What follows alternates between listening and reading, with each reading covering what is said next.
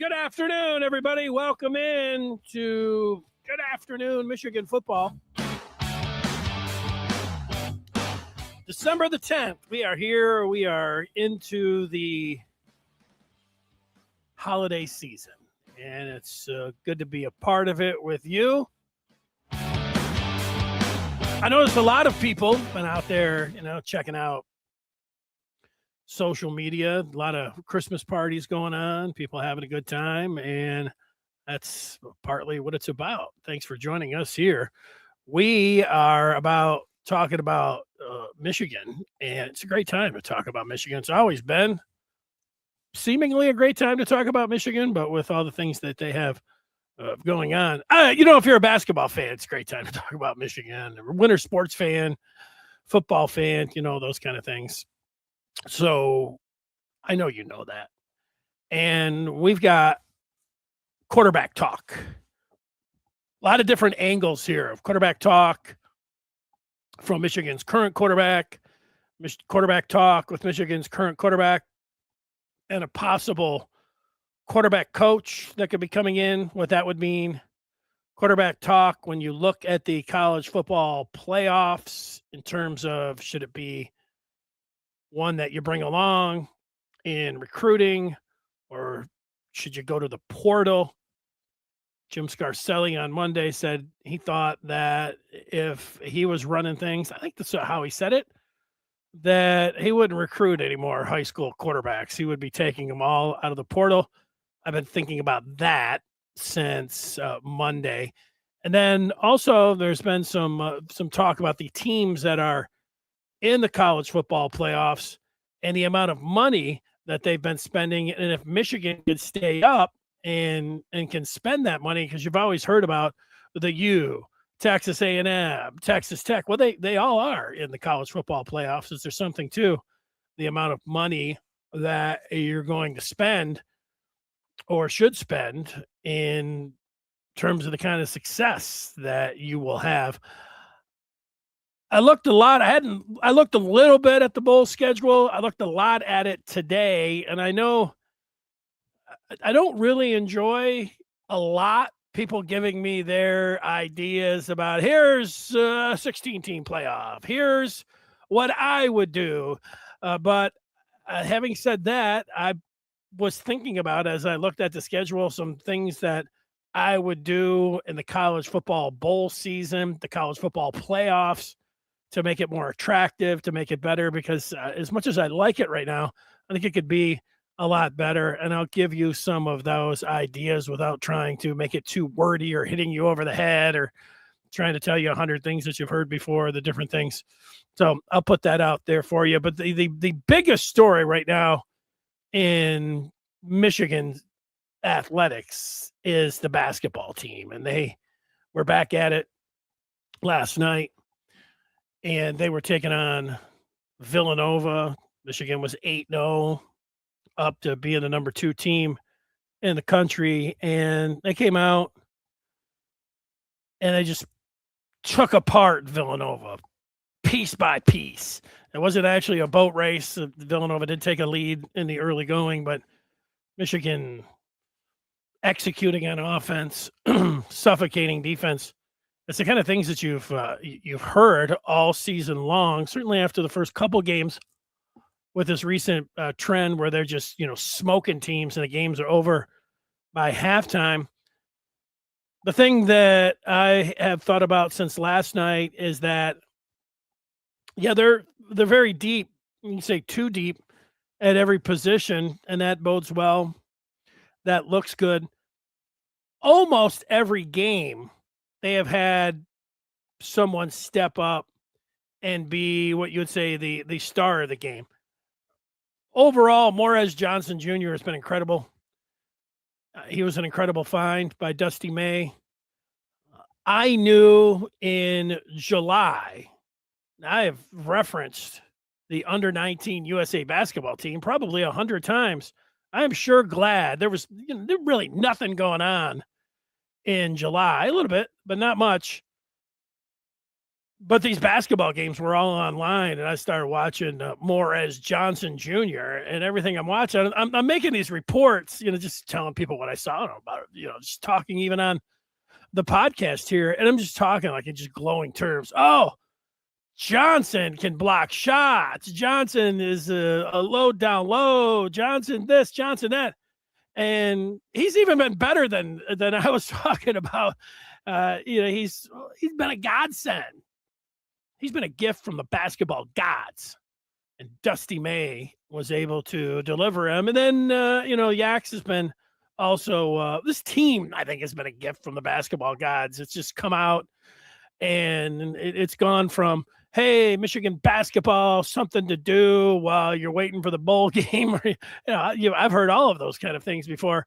You can't play football all year long, so yeah, basketball. But basketball? Are you kidding me? It's out of sight. It's good from. When you have a bad team, everything is like they can't get anything right. They can't put one foot in front of the other. And when you got it going like this, man, this team going to just like freeze this moment in time and say, wow, enjoy it while you can. I like that I do a post-game show after the games, and one of the features, I have a Maize and Blue Review player of the game. In almost every game, it's someone different. I like that. I think that's a good sign. Last night, it was Elliot Cadeau, who was the player of the game. Before that, against Rutgers, it was the aforementioned Morez Johnson Jr.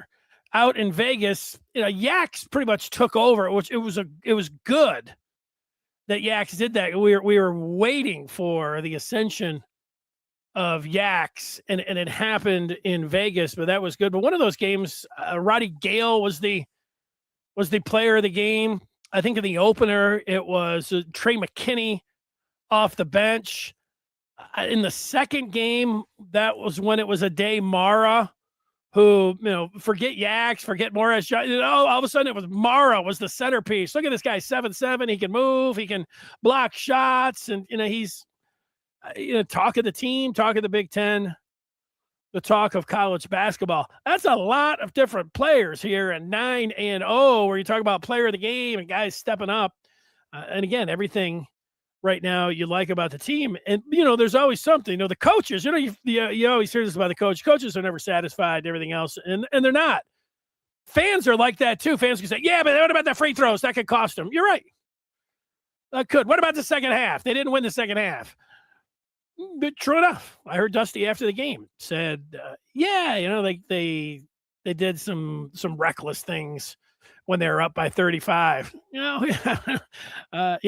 Yeah, they did. So, Villanova, and Michigan was a huge favorite, 16.5-point favorite. And Dusty on Monday said, rebounding is going to be a real key. Nova's really good on the glass. And I looked up the numbers. Nova was the second best offensive rebounding team in the country, and they had out-rebounded everybody that they had played in their first 8 games. So, all right, well, let's see. Michigan is, and some people had talked about Michigan needing to be, that might have been one of the things that they needed to do better. Well, man, they just, grabbed the ball.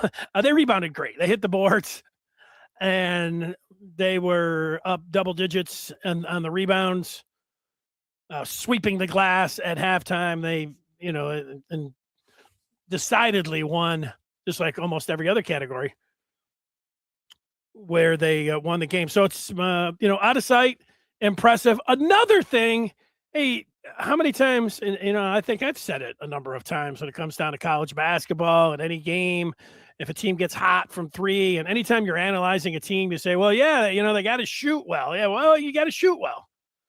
You don't shoot well, you're usually going to lose. And for Michigan, it's not something that, that every team, go, 0 of 10 or 0 for 15 or something, you can put yourself in a real tough spot, but they don't have to shoot great from 3-point land because they have such they got mid-range players.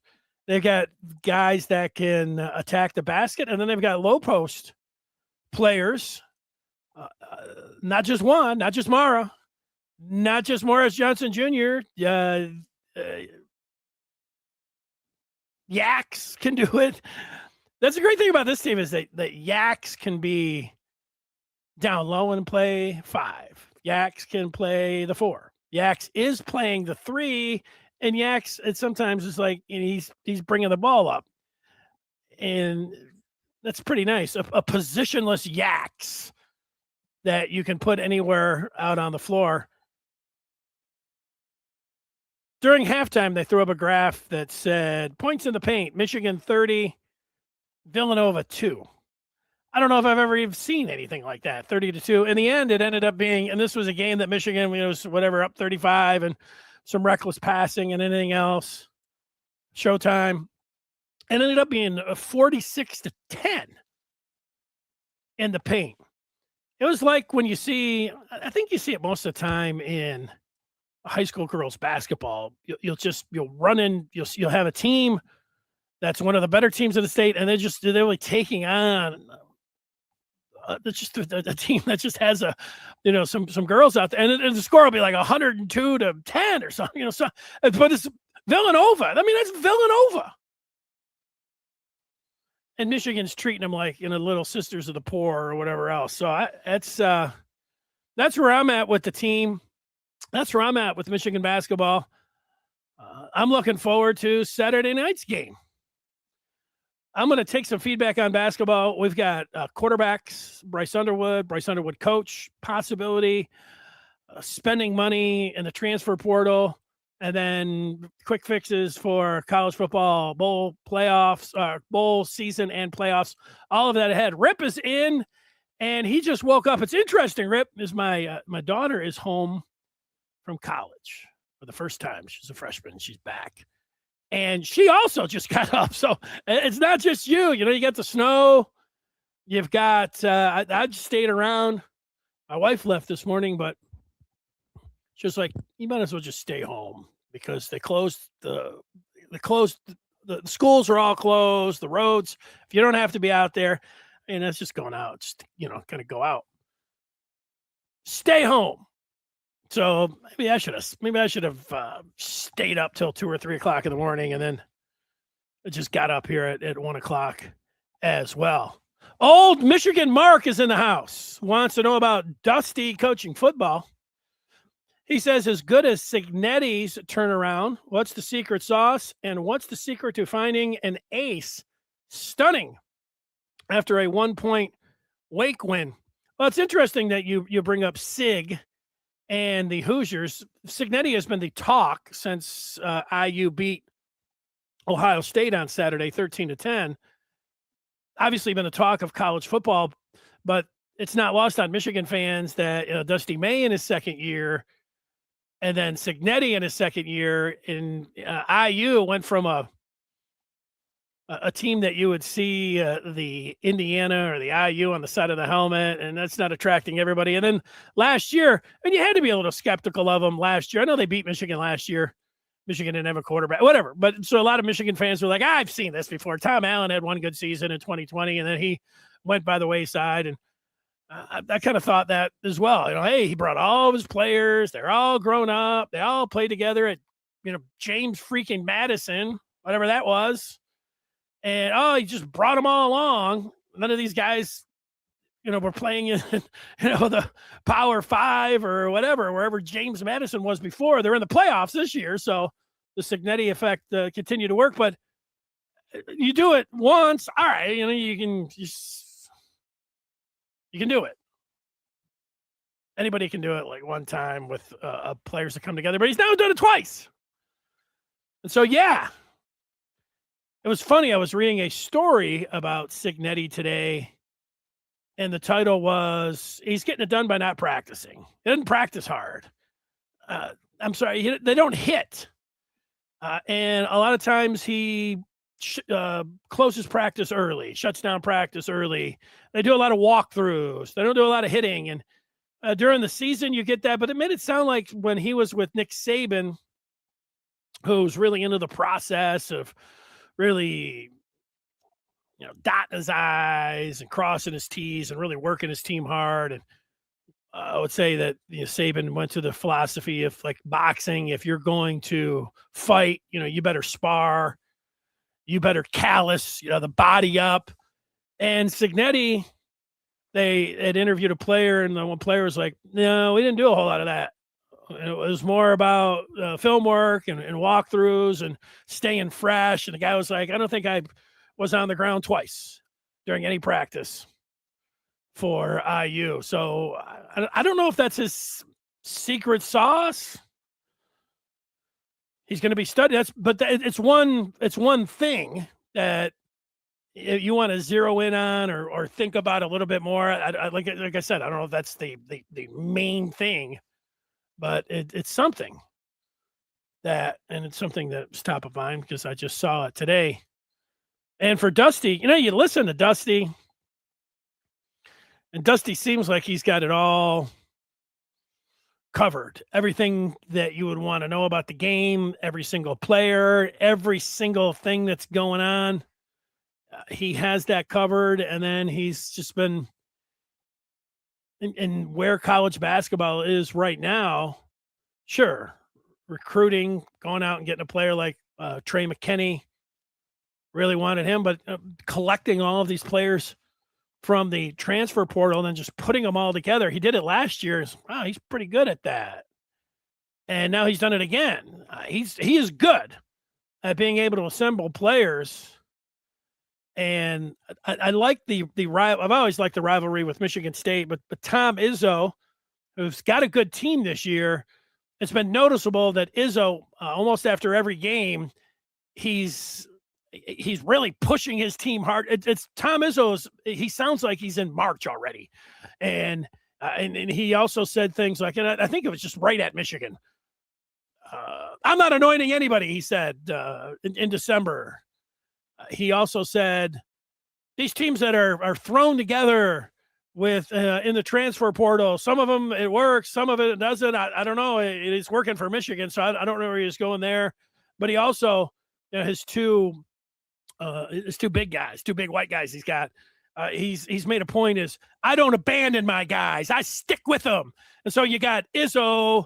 I don't go to the portal, although he has, but not like Michigan has. But it's like I develop my players and keep them together. And then you got Dusty, the new kid on the block. And it sure seems like Izzo's taking, if they're not shots, he's just, he's rallying his troops whatever he can. I'm taking it. It seems like he's not flat out insulting Dusty May, but he's talking about him already. So those two games and how many ever else they play, I think it's going to be awesome this year when it comes down to it.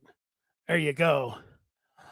We got a lot of Michigan Mark today. He says, is this like 5 consecutive up 30 at the half? Basically every possession shows elite effort. It is a sign of a champion. Well, it's been 6 straight blowouts that they have just creamed everybody. I'd have to look and see what they were up by Middle Tennessee State, but they were up by 30, I believe, on all those teams, maybe 20 out in Vegas. Again, I'd have to go and look. Their average winning margin has been over 30, and it brought down a little bit. I just winning by 28 yesterday, but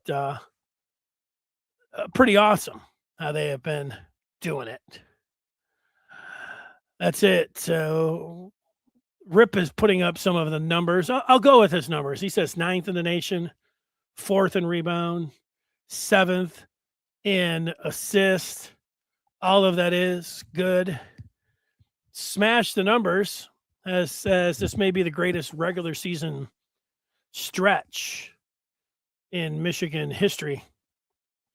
Yeah, well, you'd have a hard time finding a better stretch than these last 6 games. 3 of them where they've been over 100. The way the games have been over by halftime. It's remarkable. Remarkable because that we're even here early in the season and people that watch a lot of college basketball, most people that watch college basketball don't even though they're into it and everything else, they all say, okay, let's wait till the conference season. Where are you at in February? Certainly, you're coming together in March, but all kinds of different analysts have been like, this team's great. This team's awesome. This team's going to the Final Four. This team's, they can win every game, things like that. And analytically, people that love all the different numbers, the Ken Palm numbers, you can sit around. I mean, there's people that love the analytics. You can people, one side of your brain, I don't know what the one side of the brain is, but the other side is the analytic number side. And some people have that right brain.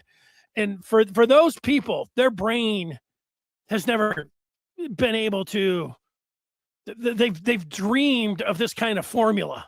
They've dreamed of these kind of computations that are running through. These are the most efficient numbers ever, and people just, they love it and they're great, and it is great. I like seeing everybody put up the numbers. The Michigan Ken Palm numbers. These are the best in 30 years when Duke had some incredible numbers and how they were winning. And it just goes to show you that it is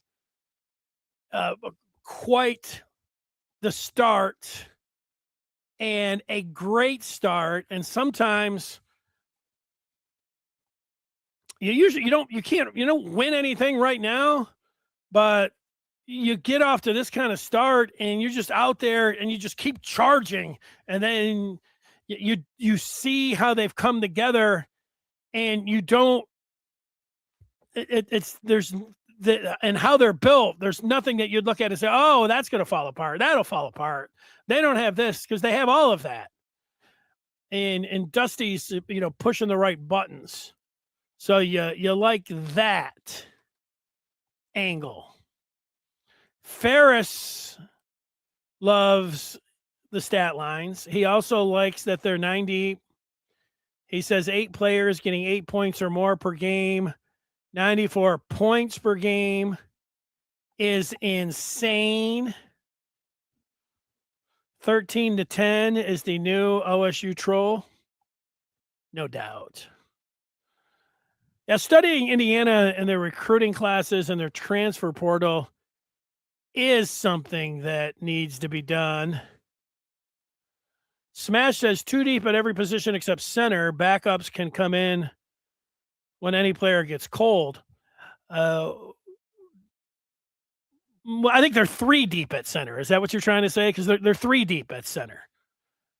If Ade Mara is their center, Morris Johnson Jr. is a backup center. And so is Yax, who played that at UAB. And you say, well, yeah, but Morez is only listed at 6'9", and same thing with Yax. But Yax has a 7'4" wingspan, and Morris Johnson has a 7'2" wingspan. So those are your backup centers when you're talking about it. I like that people are into basketball. It's nice. It's very nice. At times over the years, Michigan would have an exciting team, and whatever time of year, it's not football, it's basketball season, and you'd just be like, oh man, what a game, and everything else. Somebody be like,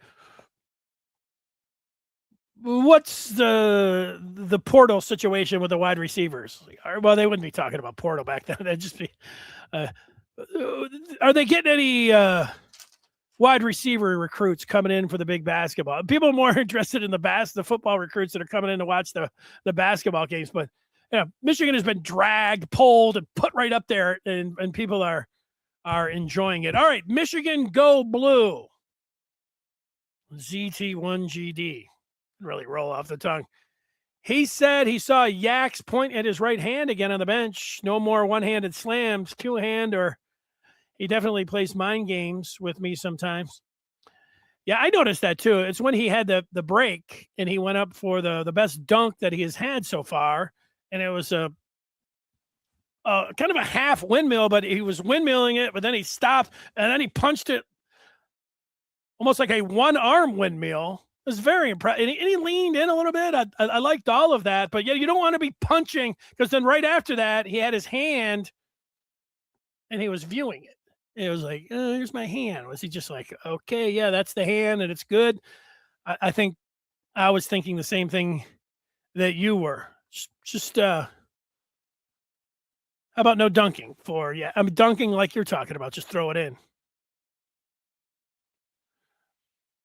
Rip says Dennis either had a performance review or a court hearing this morning. Yeah, no, neither one.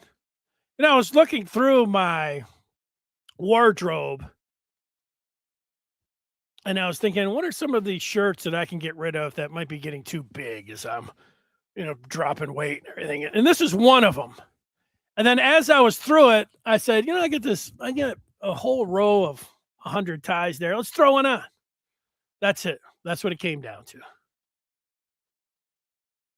That's what it came down here. I like that people, I can't wait for Saturday night either. Saturday night hoops in Maryland. That's the way to go. That's the way to do it. And even though we've got Rudolph, the red-nosed reindeer, and we've got our Christmas tree up, this is the one, the only, the Yaxel Borg, Lendy Borg, that at some point I do want to chug. What's up, Mar? Mar, who I am happy to report that we actually did meet up prior to the Michigan-Ohio State game. A lovely young lady was with him. We took some pictures.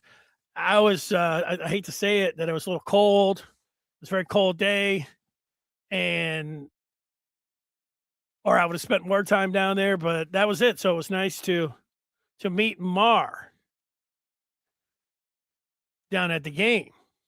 I do mean business. You're right. All right, so that's it with basketball. On to football. So Scar on Monday said, I think if I was doing things, I would just go after transfer portal quarterbacks. And you think about Michigan and where they're at. So they get Underwood and they're playing them this year. And all offseason, they're like, man, 3 years. We're going to watch the grow. At 3 years of Underwood. He gets 40 games. This is incredible. He could be 1 in a million as a true freshman quarterback. He'll be the greatest of all time and all that. But now after 1 year, he's a little disappointing after one season.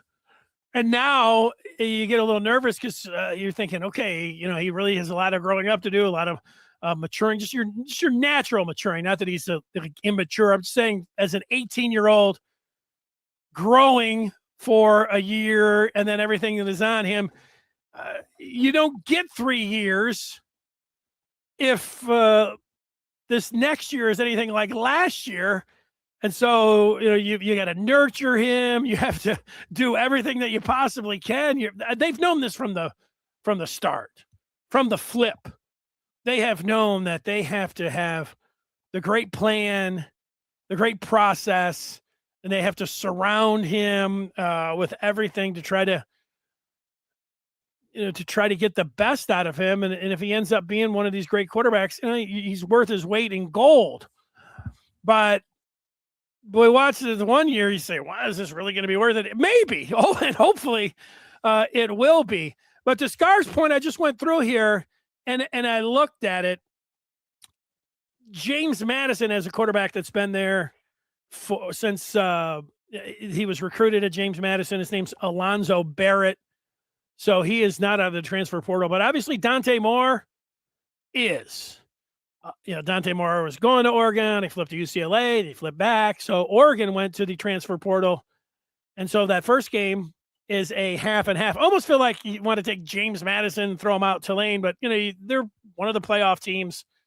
So you got 1 out of 2. Alabama's got Ty Simpson. He was recruited there. He's there. Clearly Oklahoma, John Mateer. I was asking myself today, what if Michigan didn't get Underwood? They may have Mateer was the top guy. They either wanted him or who was the the quarterback from the USC that went to Louisville, didn't have that great of a year.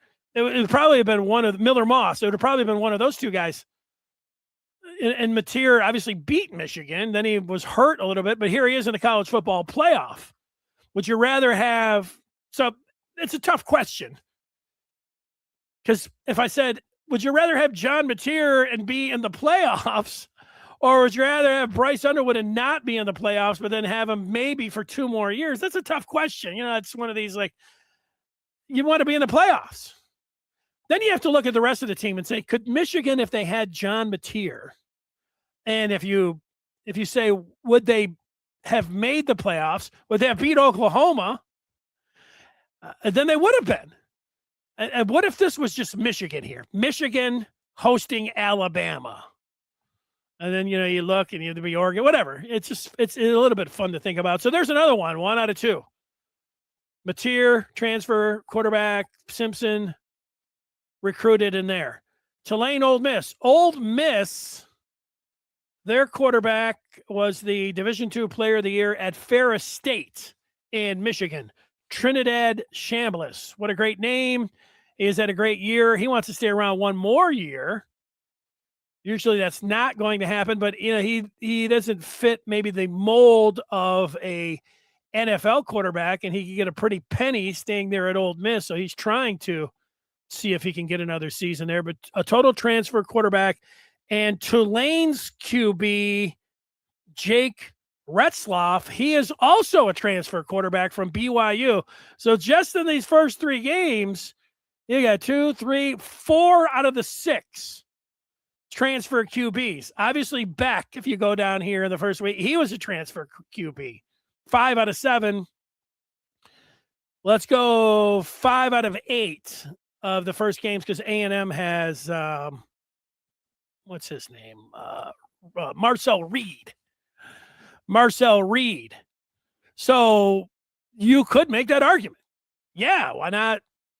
More teams than not in the first round of the playoffs have been able to get transfer quarterbacks. And you say, well, what about these other teams? Well, Indiana, Mendoza, transfer.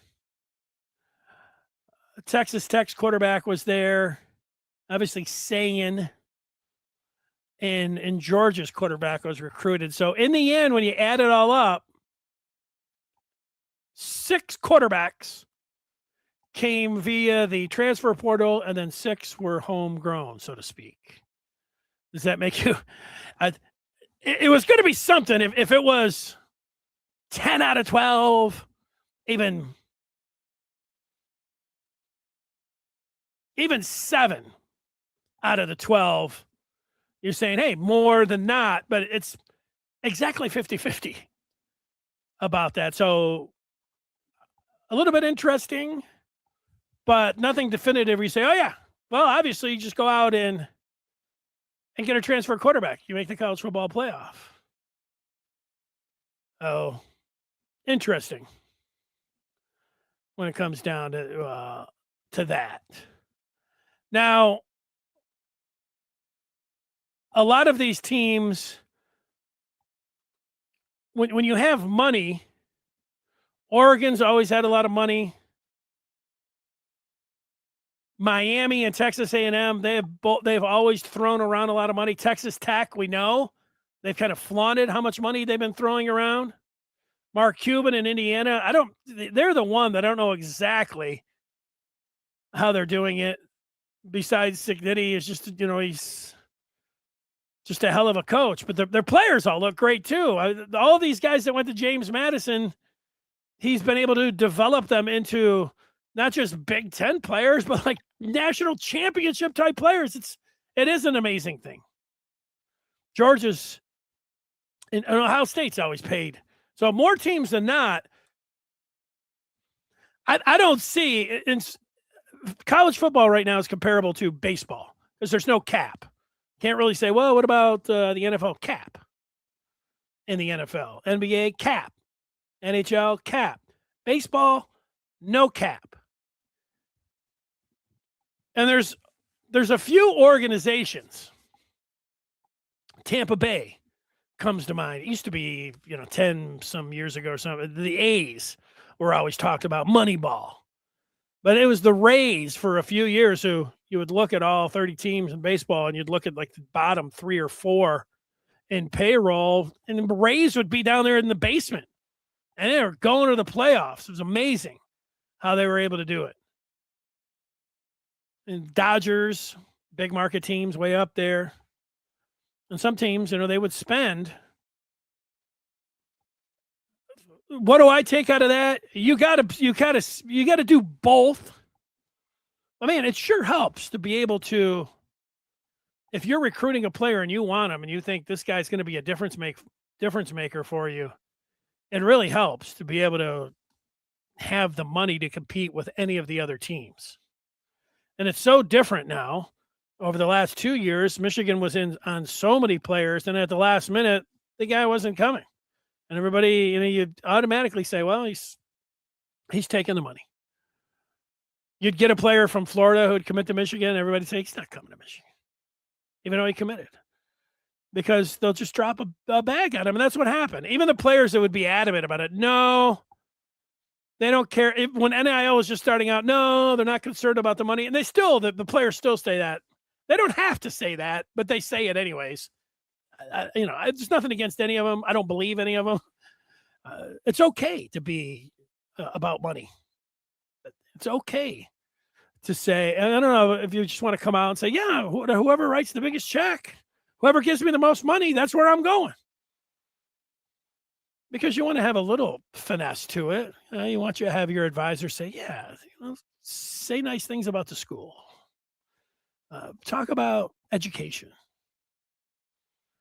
And then talk about your team and winning, those things. Even though playing time and money are the things. But I get back to this week, there were some people that were like, well, Michigan's not going to, there's no indication that Michigan is behind on any of these teams when it comes to portal spending and NIL. I will give you this, that if you're running the website, a Michigan podcast, drama about board manual, coaching drama, NIL, recruiting, money spent, you don't really have to verify it. You just throw it out there and people eat it up. So if there's any Michigan is, for the last 5 years, how many times did I hear that Ward Manual was blocking funds, to players? I don't think that happened. And there were people that were adamant about it. So I feel like Michigan's in a good spot when it comes down to that part. We'll take some feedback here and then some speculation on the possible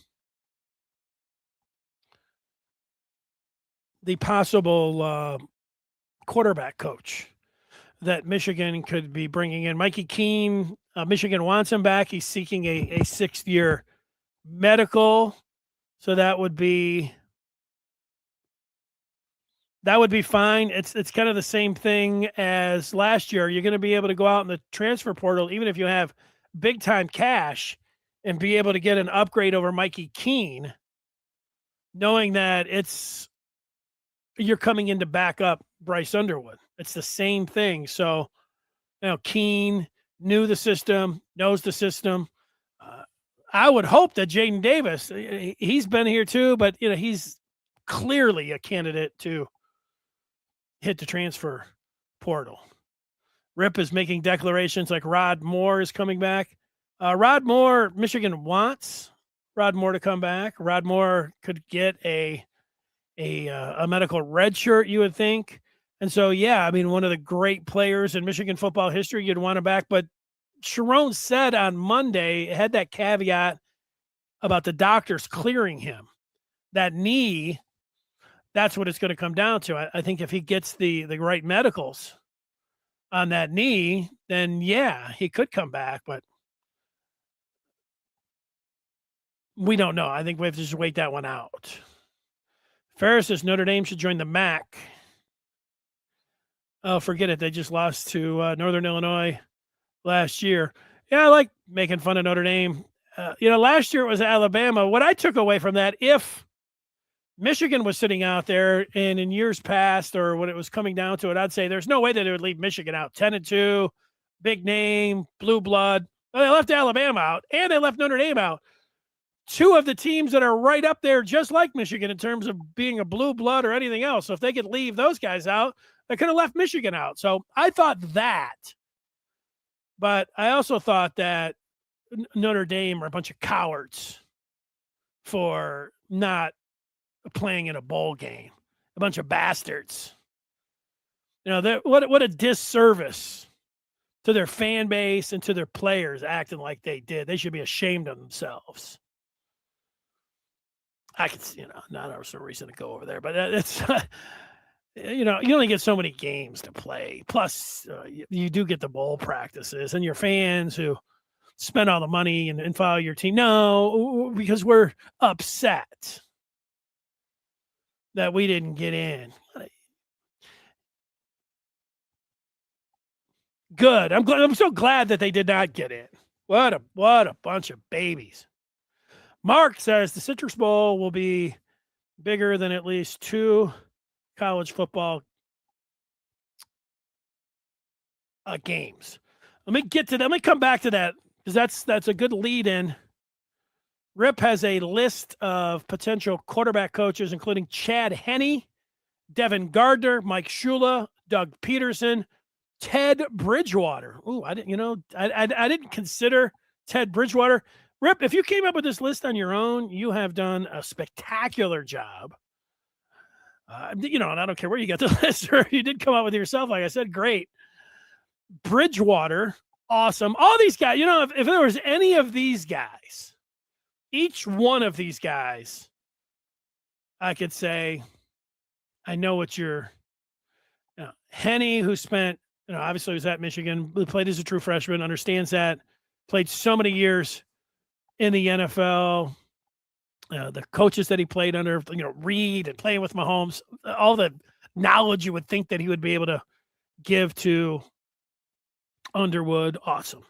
Gardner, a huge recruit himself who didn't flourish in the college game and make the pros, but you listen enough to him, you know how invested he is in the game, how much he loves Michigan, and you just know that he's got what it takes communication-wise and just the smarts for the position. He would be perfect too. Shula is someone who I just saw a quote from Cam Newton talking about what a great job that Shula did. Shula didn't have great success as an offensive coordinator, but as a quarterback coach, he would be a nice fit. Doug Peterson has worked and he has done a nice job wherever he has been. I'd have to look at the whole thing, but he's done in Bridgewater. Career backup, long NFL, went back to high school. Just seems like, I know this is a weird thing to say, just, seems like a great dude. You got to be careful with that. So, but I like the name anyways.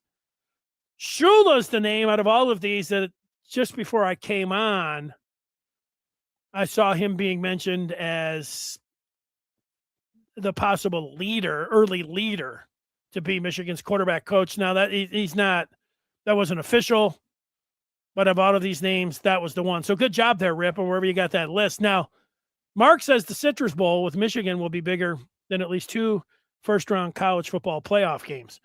And I'm not going to deny that, Mark. If even if we weren't a Michigan Amazing Blue review podcast, and I was talking about an average Saturday, and I was looking at the menu of games, and I saw Michigan and Texas, and I saw James Madison, Oregon, Tulane, Ole Miss, really Miami, Texas A&M. And the game that might rival Michigan and Texas would be Alabama and Oklahoma. So 1. So I'll and that's why you said at least, because probably 3 out of the 4. So you are correct about that. That's why I have a friend, and it's not had, past tense. I have a friend who is a Notre Dame fan, and he was saying, would you rather see Notre Dame taking on Oregon or or Notre Dame taking on Old Miss instead of Tulane and James Madison. And I get that point, and I told him, yes, but we talked through it a lot. And this is where if you start changing things all the time or just go on impulse, that you're always just going to go with the big names. That's why this 12-team playoff, I wanted to let it go a few years so we would get used to having at-large bids and group of fives and underdogs get in there, because when you're not used to it, people turn up their nose at it. It wasn't so long ago that Boise had their bowl game against Oklahoma. Adrian Peterson was the running back. Chris Peterson, I believe, was the coach for Boise. And Boise was pulling out Statue of Liberties and reverse. And I think it was the first time right after the game, one of the players had proposed to his girlfriend. It was just like a landmark game, and everybody loved it. It was the Cinderella story. And we love Cinderella stories. But, you listen enough. Colin Cowherd's one that he always says that during the NCAA tournament. He likes Cinderella stories in the first week, but by the time you get to the Sweet 16, he wants the known commodities. He wants the big names. He doesn't want Sister Jean in the Final Four. He doesn't want, these teams. And I get that part. But and Notre Dame's got their little deal where next year, if next year was this year, they would be in the playoffs. But, so they end up getting screwed on that part. But it's up to Arizona State came pretty close to pulling an upset last year. There weren't many upsets, but, it's up to James Madison and or Tulane to play good games and not go out there and get wasted. Everybody's going to be like, change it. And it's just going to be after it. Which gets me to my point on the college football playoffs and the bowl system. You're right about Michigan and Texas being the better game, but you know what I thought, and I was thinking about this, and I haven't seen anybody talk about this, but maybe they have. When I watched the first 4 days of the college basketball tournament, especially the first 2 days, you get 16 games one day, 16 games the next. That first, they start at 12, 15. I go over to my friend. We gather over at one friend's house every year. We don't really care what the games are. It could be teams that I've never seen before. They could be a group of five that I'm playing in the college basketball or the NCAA tournament for the first time. And I watch because it's the tournament and it's cool like that. It's just all day long a celebration. You got your friends, you got celebration of basketball. Let's just see it. I don't know the coaches' names. I don't know any of the players. I'm just watching it because it's the tournament. And I started thinking about that with college football. I've got ideas to make college football, the bowl season, and the playoffs better. Some of these you've heard, maybe some of them you haven't. But I am for them starting the season a week earlier. They already do with week 0. And I know how much everyone clamors for college football. I know how much I'm thinking of it. People got 50 days. It's August. I can't wait to the start of the college football season. Well, they love having the great Labor Day weekend with all of these games. You can still have that. Start it a week earlier. People are still going to watch. You're going to get all of those ratings. That's an easy one. And then you move the season up a week. That's a no-brainer. They should do that one. Now, this next one, everybody has their own plan about expanding to playoffs. Like I said, I wouldn't mind letting the 12-teamer breathe for a couple of years, but I do like getting rid of the conference title games. That takes the extra week, that you're thinking about, and then here's now 2 weeks that you have added to the end of the college football season, where you can be playing games where you're not playing so far down the road. You've already moved this thing up 2 weeks. This Saturday, you have Army-Navy. Great. Give Army or Navy their window. It's 3:30. I'd say play it at noon, but if you want to play it at 3:30, but play other games that Saturday as well. There's 3 weeks now that you have college football playoffs or bowl games that you could be playing instead of playing them in January or in late December. You can almost get this thing done. Here's the one that I thought of today when I was looking through all of these bowl games. And then when I was talking with my friend last week, my friend said that he missed, he's my age, so he's a little bit older. Sorry if you're over 50 and you think that's old, but it's a little bit older. If you're a little bit older, you remember New Year's Day. And people always say how much they love New Year's Day. I loved New Year's Day. And what happened way back when, in the 20th century, you would have, 10 games all playing New Year's Day. People would go to each other's house and party. And it's college football all day long, culminated with the Rose Bowl and all that. And people still talk about that. Well, I really miss that. And I say, yeah, but you miss it just because you're not watching all these other games. And if they were all just jammed in there, but you count 30, I've counted 36 of these bowl games that I probably am not going to watch. It could be on. Maybe I would watch 5 minutes, but that's a lot of bowl games that I'm not watching. What if they played most of these other bowl games all in 1 or 2 days? You could take some like a Mchigan or an Orange Bowl or, however they, some of the other big ones, but the majority of them, over 30 of them, what if you played those all on one weekend, one on Saturday and Sunday, and you had a kickoff every half hour all day long? Well, I could see, now I know ESPN, they get the ratings for these bowl games, and that's why they're doing it. They get the programming, but I think if you had a dedicated Saturday, a dedicated Monday, where you had all of these bowl games during a holiday, more people would watch those games, more time spent watching than they would just putting them out there individually. I can't believe that anybody's, calling their friend up or texting them saying, hey, you want to get together for the Gasparillo Bowl tonight? What? Yeah, the staff DNA Cure Bowl. We get a little something going for that one. But if the Gasparillo Bowl is, 24-24 with a minute to go on a great college football Saturday where all these bowl games are going on, there are going to be a lot of people watching it.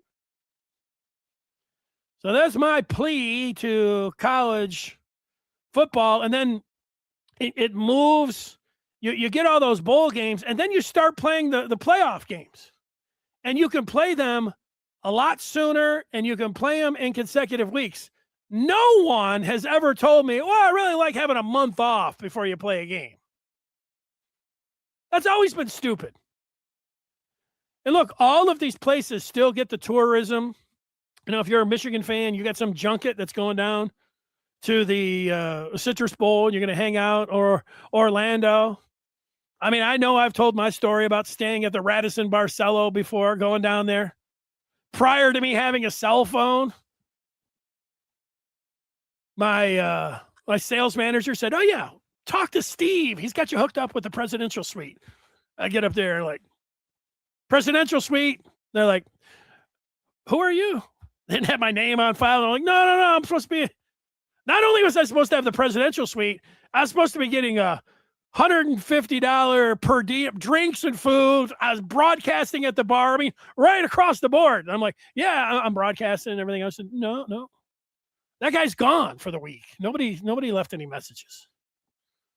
And for about a half hour, I just sat there and thought, oh, this is really going to suck. I was going to have to go down to the, what's the one where they got the ducks walking in the hotel? I was probably going to have to, sleep on the floor or somebody else, but it turned out great. I actually ended up getting the presidential suite. I did get the $150 per diem. It was an awesome time. Michigan lost to Tennessee that year, but it was a great time. Rep, let's get together for the staff DNA Cure Bowl. Sounds like a party.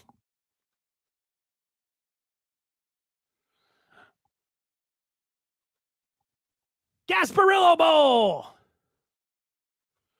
Do I think that Mendoza, Simpson, or Dante Moore are better than Shedeur Sanders?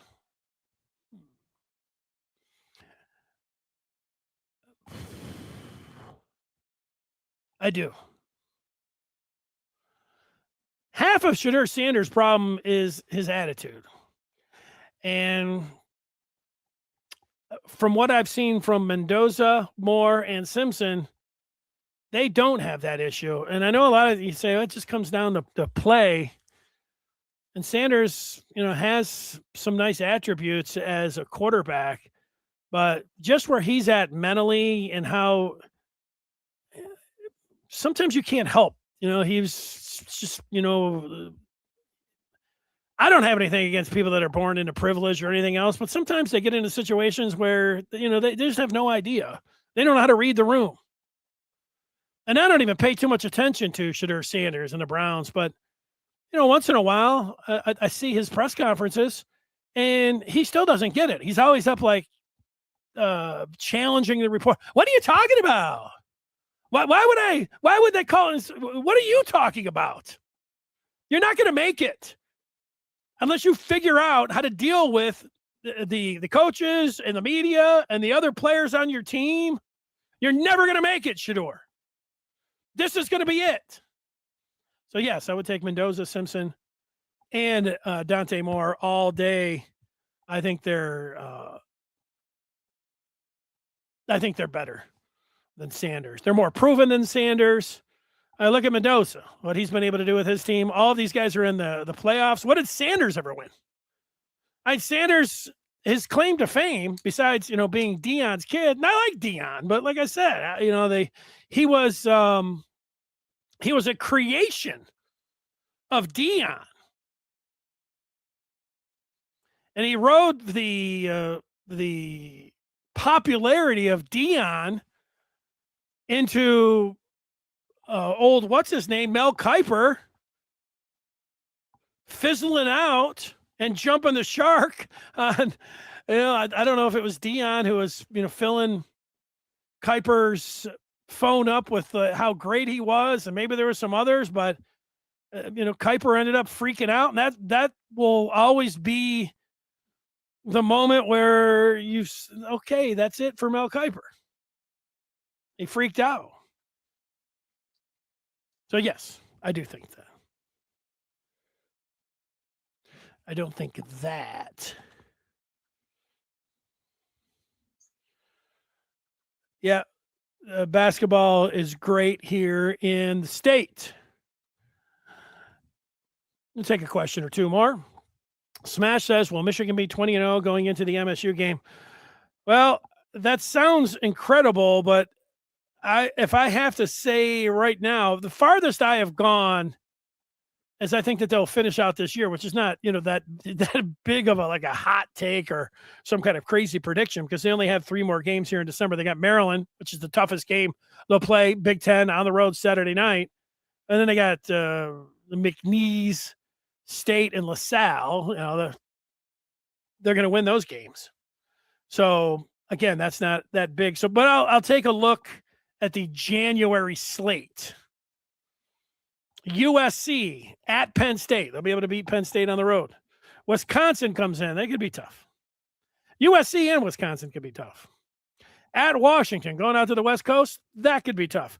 At Oregon, there's 4 games that could be tough. Indiana coming in. Ohio State.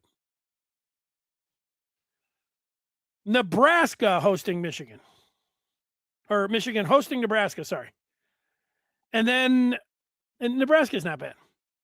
And then Michigan State. Now, I would put 4 games. I would think that they would. Can they win? Of course they can. If I had to predict Michigan, I don't know, you look at these, the Oregon's 4-5 on the year. Woo. Washington 6-3. I'm going to pick them to lose to Washington. Whiskey at home. I don't know.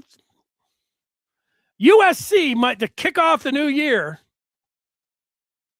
the 2nd of January, I think that is going to be the one. If they get by USC in 2026 on January the 2nd, I think Michigan will then go into the Michigan State game undefeated.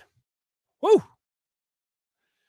Now, what about Michigan State? Well, they just have their one loss. Let's look at the Spartan schedule. They've got Penn State, Toledo, Oakland, Cornell. So they will just have one loss going into 26.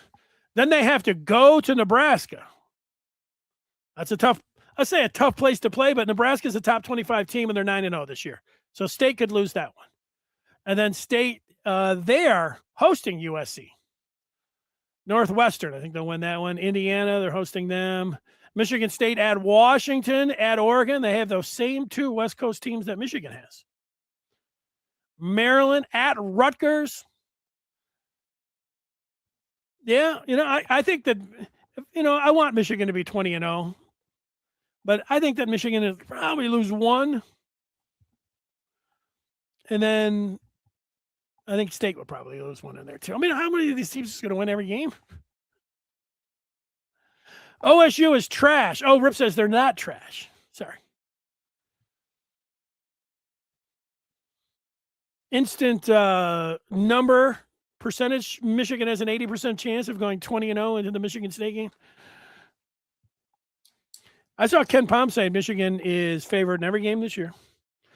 I saw Jeff Goodman, who's like college basketball savant, maybe a little bit,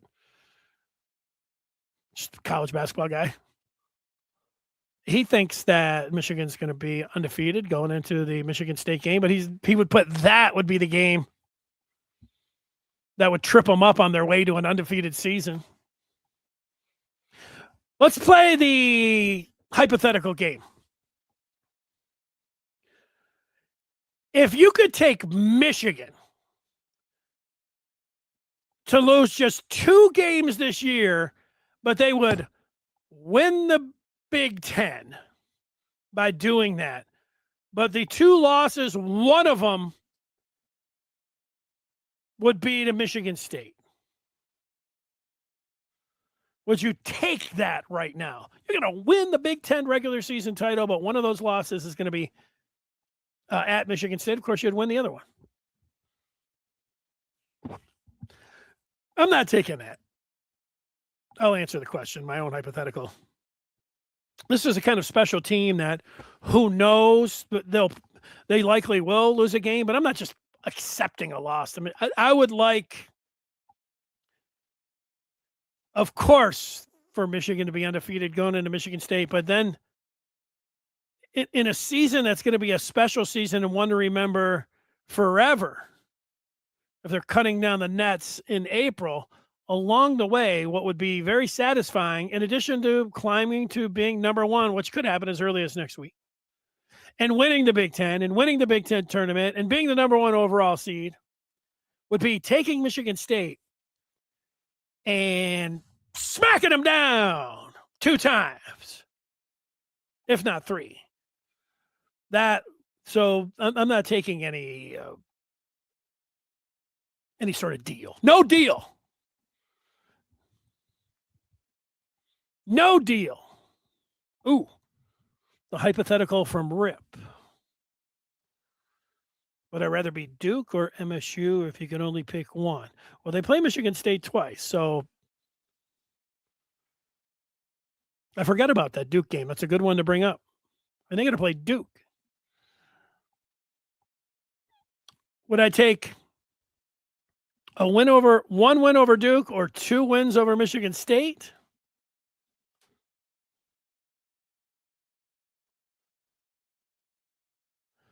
I would take the 2 over Michigan State. But would everybody do that? I think everybody would do that. Split with Michigan State, but beat Duke. Anybody taking that deal? No deal. I forgot about that Duke game. What is that Duke game? Duke, all of a sudden I'm looking at Michigan State schedule and I'm like, why is the screen all green? Well, that's why. Duke, February 21st. The dual. Wow, look at this Michigan schedule. Michigan has to play UCLA. They got to go to Purdue, and then they got to play Duke. 3 consecutive games. But even the 2 consecutive games at Purdue, in Washington, D.C. against Duke. So if they get to 20-0, I would think that those 2 games right there, that they'd probably be a loss. But,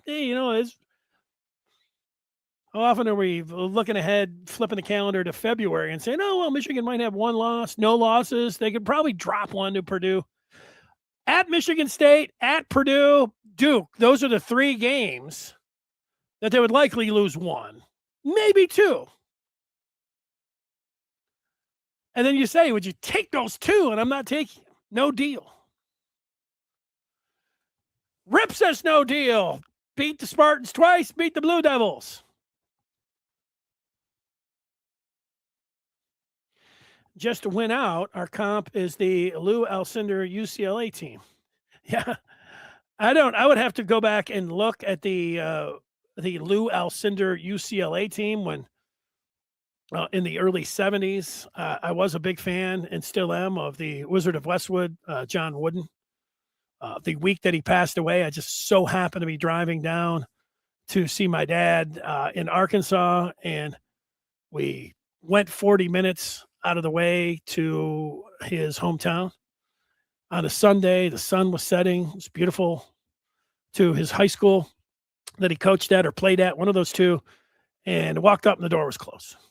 Kind of sucked. But the gymnasium door was open. And I got a picture by John Wooden that day. I was going to say I might be able to pull that picture up. I think it is on my Twitter feed. I don't know how much people think that's something that they would want to see, but let's go through it anyways. Can I find that photo? My dad lived in Piggott, Rector, Arkansas. I got a lot of photos up here. I think I am going to. There's the Pope and Jim. There's the Pope getting presenting a helmet, or Jim Harbaugh presenting the helmet to the Pope. And here's a lot of college basketball pictures that I put up there. Oh, there's the brisket bash, the first annual one. It's coming. It's happening. Looking at all these photos. There was a moth that I found in the yard. There's some pretty entertaining photos here. It's happening. And there's a ticket to the Kentucky Derby. A couple photos of my dog. There's me going in for a dunk.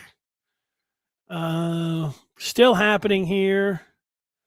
There it is. Martinsville, Indiana, days after John Wooden died at 99. I happen to be wearing a Michigan shirt. So this is a few years ago. There's old Wizard of Westwood. It's a little bit eerie. It's a life-size mannequin of him in the gym. And it was dark. And what I remember about that photo is that there's old John Wooden. That we had one, my brother had one, took a picture like that, and the flash went. I said, come on, let me get another one. And then it wouldn't work. But obviously that one came out and it wasn't all that bad. So that's it. But the Lou Alcindor, the last team, the comp would be the Indiana 76 team. Undefeated, the last one. Dusty May growing up a half hour outside. Dusty May was probably born in 1970s. Ooh. When was Dusty May born? Probably 75, but let's check. That's where you're talking about. I'm going to say 75, but that's a guess. 76. Dusty May was born the last time a college basketball team went undefeated. Okay. And see if it's, I knew he grew up a half hour outside of Bloomington, but let's see, personal life. It doesn't say where he was born. It should. Why am I saying born? Terre Haute, Indiana, but then grew up right outside of Bloomington. I mean, he was right there in the hub of the undefeated.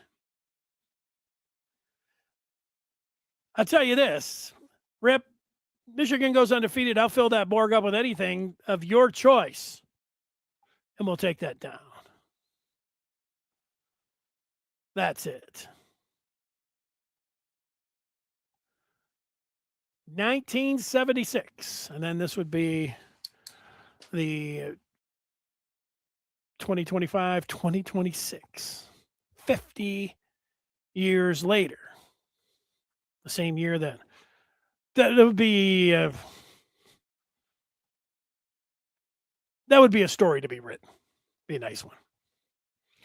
All right, that's going to do it today for this show. Friday, we'll maybe have a Michigan quarterback coach. We will be looking forward to the weekend. We'll be previewing Michigan, Maryland. Everybody have a great day. Stay safe, and the roads around here, I mean, it is a real winter wonderland out there right now. Take care. So long. Thanks for watching the Maize and Blue review. Please subscribe to the Maize and Blue podcast and also subscribe to the YouTube channel. When the YouTube channel goes live, you get a reminder. If you're somebody who is just listening to the podcast, we would love for you to leave a message. The podcast folks, they just don't get the love that they deserve. And it helps us give you that love by you leaving a message on the podcast. We are a part of On3.com. Subscribe to the Maize and Blue Review by going to On3.com. Give yourself, or that someone special in your life, maybe you are that someone special, the gift of the Maize and Blue Review. What a way to take your Michigan fandom to the next level.